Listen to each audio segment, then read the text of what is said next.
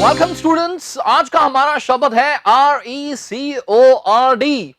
इसके दो उच्चारण हैं, एक इसका उच्चारण है record और दूसरा इसका उच्चारण है रिकॉर्ड, जो कि हम अक्सर बोलते हैं।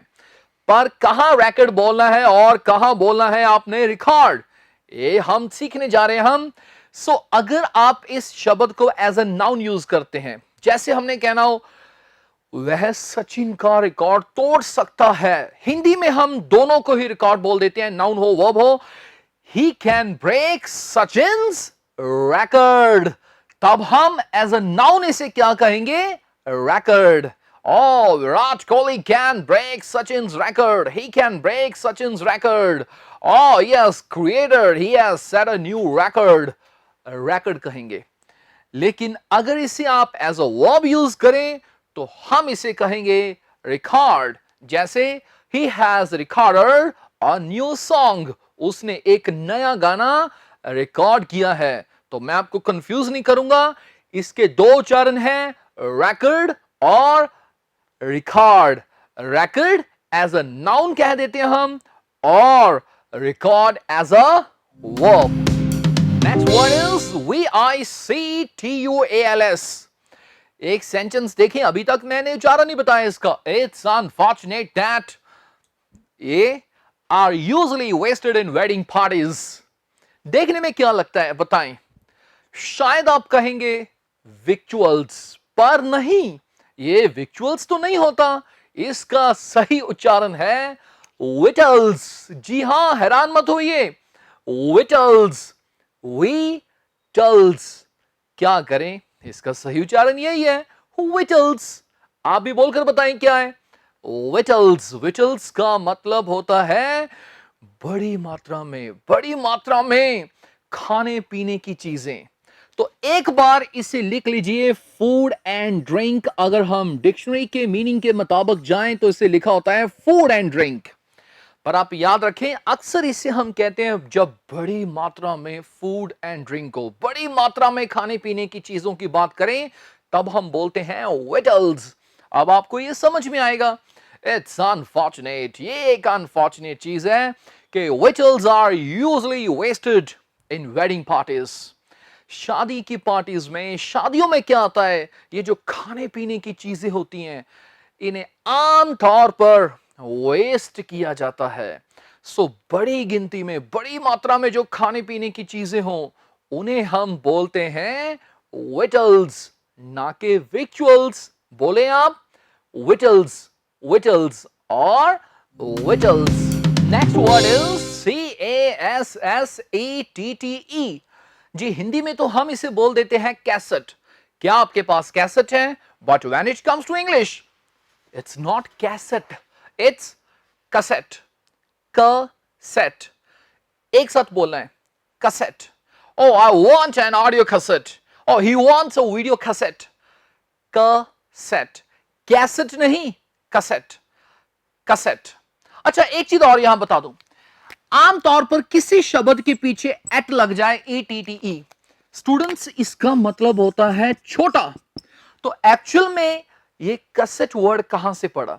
ये केस से बना है, छोटा केस होता है ये। केस मींस बक्सा, बॉक्स बोल देते हैं। जो पहले पहले पहले पहले की बात करें हम, काफी साल पहले रील होती थी, बड़े बड़े बक्सों में पड़ी होती थी, आप सिनेमास वगैरह में देखेंगे। लेकिन आज जिसे हम हिंदी में कैसेट बोल देते हैं, वो भी एक छोटा सा बॉक्स होता है, उसमें रील डाली होती है, छोटा होता है वो, तो छोटा केस है वो। तो इसलिए क्या बन गया वर्ड यहां पे? कैसेट। कैसेट मींस हम समझते हैं। अच्छा, इसी प्रकार मैं और आपको कुछ शब्द सिखा देता हूं जिनके पीछे एट लगता है और उसका मतलब होता है छोटा। जैसे कि आपने नाम सुना है सिगार, सिगार के पीछे लग गया एट, तो क्या बन गया? सिगरेट। जी हां, जिसे आप सिगरेट कहते हैं वो एक्चुअल में छोटी सिगार को कहा जाता है, छोटी सिगार होती है वो। अच्छा, इसी प्रकार सुन लीजिए, छोटी किचन को हम स्मॉल किचन कहने की बजाय एक शब्द होता है किचनेट। जी हां, किचनेट। और जो नॉवल छोटा हो उसे हम बोल देते हैं नॉवलेट। किचनेट, नॉवलेट, सिगरेट, कैसेट, इनके पीछे एट डलता है और एट का मतलब छोटा। और बैक टू दिस, आप बताएं इसका सही एक्सेंट क्या है? Cassette, cassette. Next word is COUP। इसे हमने कूप नहीं कहना मेरे भाई, ये है कू, पी नहीं बोलेंगे, कू कहना है। कू का मतलब होता है तख्ता पलट। आओ हम लिख लें, कू का मतलब है स्टूडेंट्स तख्ता पलट। तख्ता पलट को हम बोल देते हैं कू। इसे समझने के लिए एक एग्जाम्पल है हमारे पास। मिलिट्री अटेम्प्टेड अ coup इन पाकिस्तान। मिलिट्री ने पाकिस्तान में एक तख्ता पलट की कोशिश की।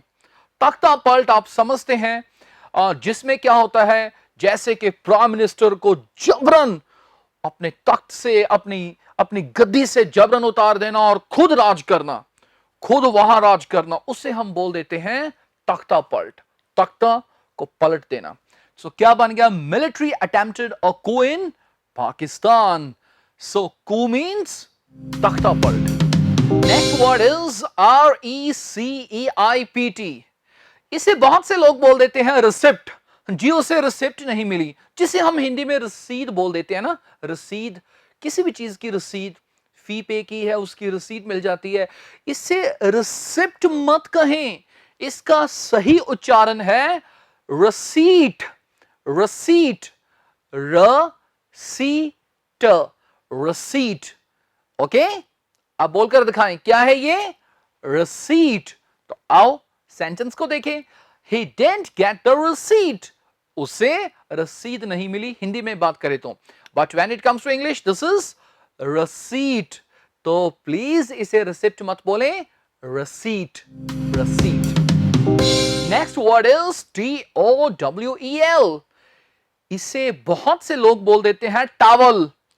ओफो जी, मैं टावल भूल गया, मुझे टावल पकड़ा दे।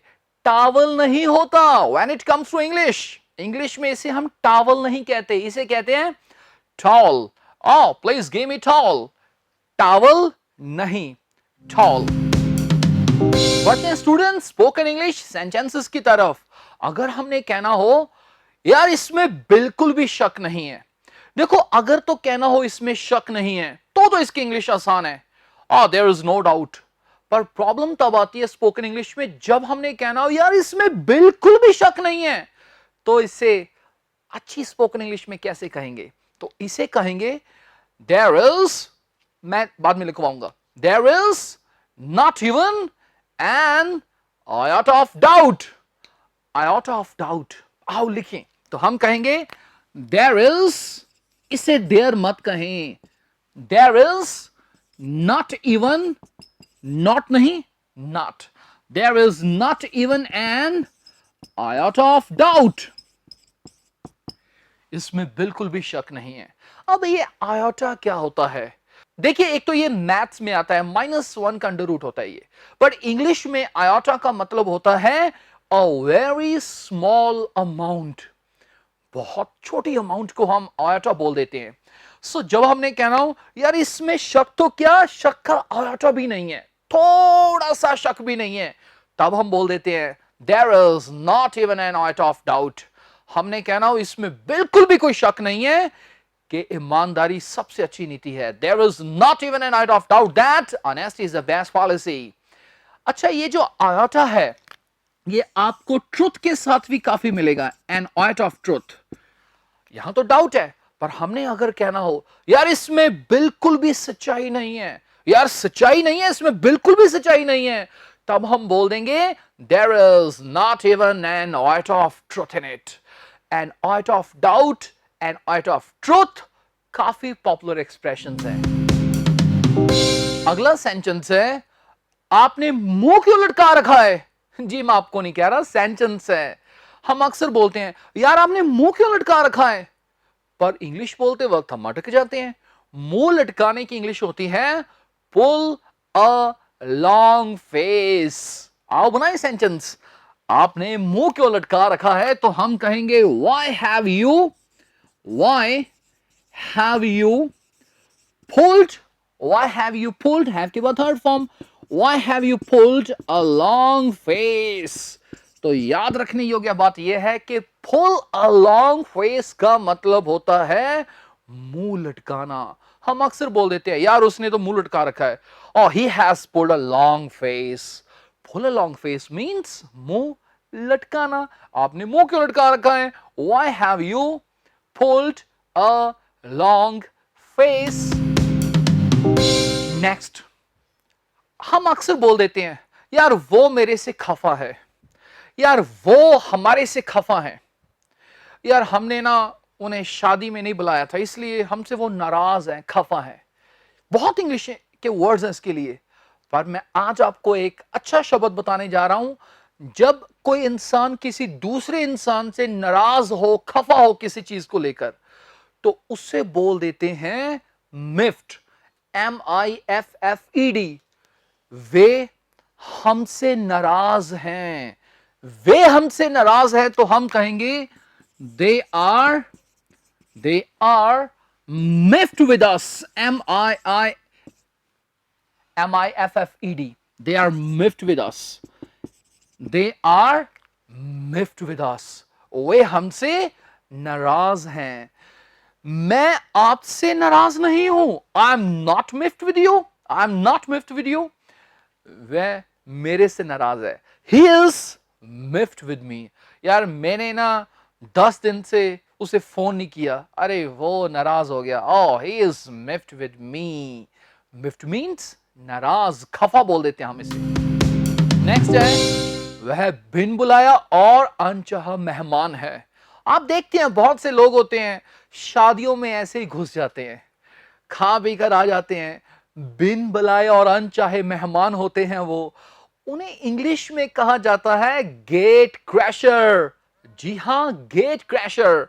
वह बिन बुलाया और अनचाहा मेहमान है, तो हम कहेंगे he is a gate crasher, he is a gate crasher, he is a gate crasher means वह बिन बुलाया और अनचाहा मेहमान है। आप देखेंगे कई जगह पर लिखा होता है कि गेट क्रैशर्स के खिलाफ सख्त कार्रवाई की जाएगी, a strict action will be taken against gate crashers.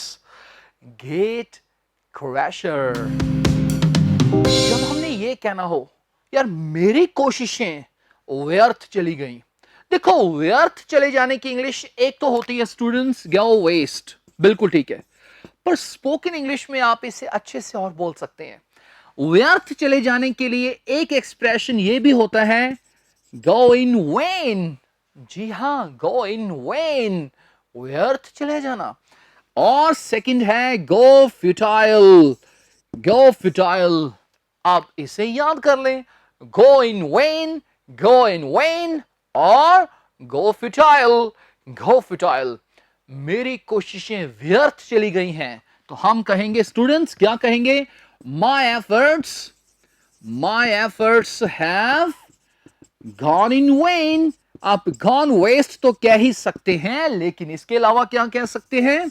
my efforts have gone in vain। और बताएं और क्या था? my efforts have gone futile, my efforts have gone futile। so कभी मत भूलिए go in vain और go futile, go futile। और एक बार बोल दीजिए, प्रैक्टिस ही हो जाएगी, go in vain और go futile। नेक्स्ट स्टूडेंट्स, खुशकिस्मती से मुझे एक नई नौकरी मिल गई है। अब खुशकिस्मती से की इंग्लिश तो इजी है, लकीली, फॉर्चुनेटली, पर सीखने वाली बात यह है कि आप लकीली की बजाय कह सकते हैं स्पोकन इंग्लिश में as luck would have it. जी हां, नोट कर लीजिए, क्या कह सकते हैं? As luck would have it. बड़ा अच्छा एक्सप्रेशन है ये, as luck would have it का मतलब luckily, as luck would have it. आगे जो भी चीज है, मुझे एक नई नौकरी मिल गई है, I have got a new job. एक तो इससे जॉब नहीं कहना, जॉब नहीं, job. I have got a new job, goat नहीं, गॉट, जॉब नहीं, जॉब। तो इससे आप मुझे बोलकर बताएं, लकीली की बजाय आज हमें एक एक्सप्रेशन मिल गया, और स्पोकन इंग्लिश में काफी काम आएगा। As luck would have it, as luck would have it. एक बार आप भी बोलिए, क्या है ये? As luck would have it. और एक चीज यहां और सिखलाता हूं, क्या है अगर बदकिस्मती से कहना हो, यार बदकिस्मती से मेरी नौकरी चली गई, बदकिस्मती से मैं वहां पहुंच नहीं सका, तो अनलकीली तो आपको आता ही है, लेकिन इससे आप ये भी कह सकते हैं as ill luck would have it, as ill luck would have it. अब सुन लीजिए, यार बदकिस्मती से मैं वहां पहुंच नहीं सका, as ill luck would have it I couldn't reach there. बदकिस्मती से बारिश आने लग गई थी, as ill luck would have it it had started raining. सो जब कभी भी आपने कहना हो खुशकिस्मती से, आप कहेंगे as luck would have it. बदकिस्मती से आप क्या कहेंगे? As ill luck would have it. चलते हैं स्टूडेंट्स आज की स्ट्रक्चर पर। स्पोकन इंग्लिश में जब हमने कहना हो, यार इस चीज की क्या बात करते हो, जैसे हमने कहना हो दूध की क्या बात करते हो, यार उसने तो पानी भी नहीं पूछा। यार फर्स्ट आने की बात क्या करते हो, फर्स्ट आने की क्या बात करते हो, वो तो पास भी नहीं हुआ। क्या यार इंग्लिश बोलने की क्या बात करते हो, उसे तो एबीसी भी नहीं आती। जब हमने कहना हो इस चीज की क्या बात करते हो, तो उसकी इंग्लिश होती है नॉट टू स्पीक ऑफ या नॉट टू टॉक ऑफ। ये इसलिए इंपॉर्टेंट है क्योंकि बहुत से लोग इसे व्हाट टू स्पीक ऑफ से शुरू कर देते हैं बनाना, जो कि बिल्कुल गलत है। सो आपने जब कभी भी कहना हो इस चीज की क्या बात करते हो, तो आप हमेशा यहीं से स्टार्ट करेंगे, नॉट टू स्पीक ऑफ। कहां से बोलो? Not to speak of. ये है एक इडियोमेटिक एक्सप्रेशन, या हम कहेंगे नॉट टू टॉक ऑफ। तो ध्यान रखिए, ये कंपैटिटिव एग्जाम्स में भी पूछी जाती है चीज। What to speak of is wrong. क्या कहेंगे आप? Not to speak of. आओ बनाए एक सेंटेंस। मान लीजिए हमने कहना हो, यार अंग्रेजी की क्या बात करते हो, अंग्रेजी की क्या बात करते हो, उसे तो एबीसी भी नहीं आती। तो हम कहेंगे not to speak of English. तो ये बन गया, हम ये नहीं कहेंगे what to speak of English, क्या कहेंगे? Not to speak of English. बाकी जो भी चीज है उसे तो एबीसी भी नहीं आती है, तो हम कहेंगे ही डजंट नो या he does not know even ABC. He doesn't know even ABC. And not to speak of English, he doesn't know even ABC. अगला सेंटेंस है स्टूडेंट्स, फर्स्ट आने की क्या बात करते हो, वो तो पास भी नहीं हुआ। आओ बनाए, क्या बात करते हो कि इंग्लिश क्या आएगी? Not to speak of. Not to speak of means इस चीज की क्या बात करते हो। फर्स्ट आने की क्या बात करते हो, फर्स्ट आने की इंग्लिश क्या होती है? Stand first. अच्छा, ऑफ के बाद हम आईएनजी यूज करते हैं। Not to speak of standing first, not to speak of standing first. First आने की क्या बात करते हो, वह तो पास भी नहीं हुआ, तो हम कहेंगे he didn't even pass। पीछे जो भी टेंस है, not to speak of standing first, he didn't even pass। अगला सेंटेंस है, कनाडा जाने की क्या बात करते हो, वो तो अपने गांव से भी कभी बाहर नहीं गया है। आओ बनाएं, कनाडा जाने की क्या बात करते हो, तो हम कहेंगे not to speak of, not to speak of going to Canada. अगर सीधा हो कनाडा की क्या बात करते हो, तो not to speak of Canada.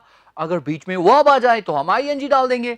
Not to speak of going to Canada, वो तो अपने गांव से भी कभी बाहर नहीं गया है, तो हम कहेंगे he has never gone outside his village. Village का मतलब गांव। सो आज हमने ये सीखा कि नॉट टू टॉक ऑफ या नॉट टू स्पीक ऑफ होता है, ना कि व्हाट टू स्पीक ऑफ होता है। नेक्स्ट सेंटेंस है, क्रिकेट की बात है ये, शतक लगाने की क्या बात करते हो, अरे वो तो 2 रन भी नहीं बना सका। आओ बनाए, not to speak of, not to speak of देखो शतक का मतलब सेंचुरी, सेंचुरी को हम क्रिकेट में टन बोलते हैं, टन, TON अक्सर यूज करते हैं। Not to speak of hitting a ton, not to speak of hitting a ton, शतक लगाने की क्या बात करते हो, वह तो 2 रन भी नहीं बना सका। ही कुड नॉट, या he couldn't score even 2 runs, even 2 runs.